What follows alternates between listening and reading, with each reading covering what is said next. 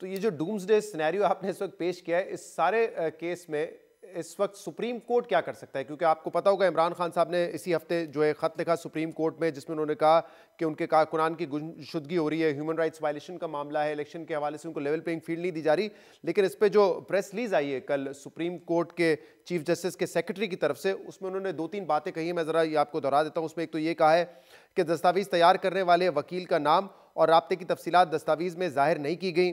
फिर यह भी कहा गया है कि अभी पिछले दिनों ही सुप्रीम कोर्ट में इस जमात के वकला 2 अहम मुकदमात फौजी अदालतों और इंतखाबात से मुतल्लिक में पैरवी करके उन्हें तकमील तक पहुंचा चुके हैं।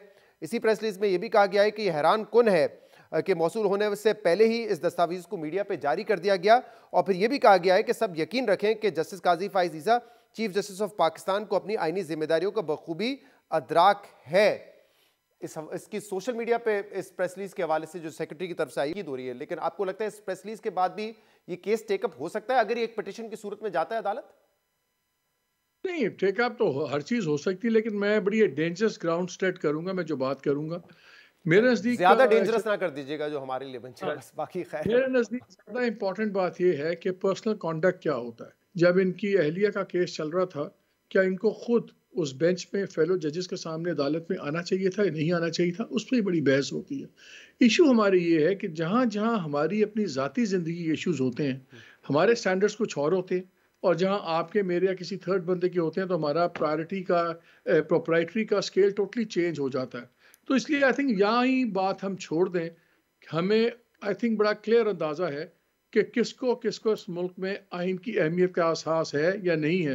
लेकिन ये तब तक एहसास होता है जब तक वो मेरी अपनी ज़ात की या मेरे अपने इंटरेस्ट को हर्ट ना करे। जिस केस का आप हवाला दे रहे हैं उसमें तो वो रिसीविंग एंड पर थे, और सुप्रीम कोर्ट भी ये कह चुकी है कि वो केस जो है उनका रेफरेंस जो है वो बदनीयती पे मबनी था। पाकिस्तान तहरीक इंसाफ खुद भी कह चुकी है कि हमारी गलती थी वो रेफरेंस भेजना। लेकिन अब सवाल ये है कि क्या इलेक्शन से पहले कोई सिनेरियो बदलेगा, सुप्रीम कोर्ट में ये मामला जाएगा, या इसके बगैर ही हम इलेक्शन में जाते हुए नजर आ रहे हैं? नहीं, आई थिंक इलेक्शंस हो रहे हैं। I think we are going to into elections with a very clear king's party. I think जितनी चीज़ें हो रही हैं, अब तो उसमें कोई शक व शुबात रह ही नहीं गए कि कौन लाया जा रहा है, किस तरह लाया जा रहा है। अब एक ही सवाल रह गया है कि क्या बल्ले का निशान होगा या नहीं, और उसकी मैं क्विकली आपको वजह बता देता हूँ। बड़ी बहस चल रही है कि क्या 30 से 35 सीट्स हो जानी चाहिए बल्ले की, और बेहतर है थोड़ी सी क्रेडिबल ऑपोजिशन भी आ जाएगी पार्लियामान में। और दूसरी बहस चल रही है कि अगर 30-35 नाम रोक सके, कहीं वो 80-90 होगी तो फिर क्या होगा? सो अब ये एक क्वेश्चन है, और इसी से जुड़ा हुआ है कि बल्ला होगा या नहीं होगा। क्योंकि एक चीज़ तो क्लियर है, अगर बल्ला भी होगा तो बल्ले का बैलेट में होने का मतलब ये नहीं है कि वोटर भी बैलेट बॉक्स तक पहुंचेगा। ये उसका गारंटी नहीं है कि वो जो कैंडिडेट्स आएंगे, भले वकील ही हो, कि वो भी कर सकेंगे। लेकिन I think it's a moot question, और तमाम चीज़ें जुड़ी हुई हैं इमरान खान की फेट से।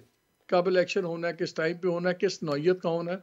मेरा ख्याल है तमाम चीज़ें तय हो जाएंगी वंस इमरान खान को जो लग रहा है सज़ा होनी है, वो जब हो जाएगी तो चीज़ें ज़्यादा क्लियर हो जाएंगी। अच्छा, शाहिद खाकान अब्बासी साहब ने कल एक इंटरव्यू में ये कहा है कि जो फेवरेट का टैग या लाडले का टैग लग चुका है नवाज शरीफ के ऊपर या नून लीग के ऊपर, इलेक्शन पहले ही मुतनाज़ा हो गए और उनको चाहिए कि इस टैग को खत्म करे। आपको लगता है कि नून लीग इस मूड में नजर आ रही है? क्योंकि बीच में खबरें तो आई थी कि नवाज शरीफ साहब भी खुश नहीं है कि उनको लाडला या सिलेक्टेड कहा जा रहा है तजियाकारों की तरफ से या पोलिटिकल पार्टीज की तरफ से।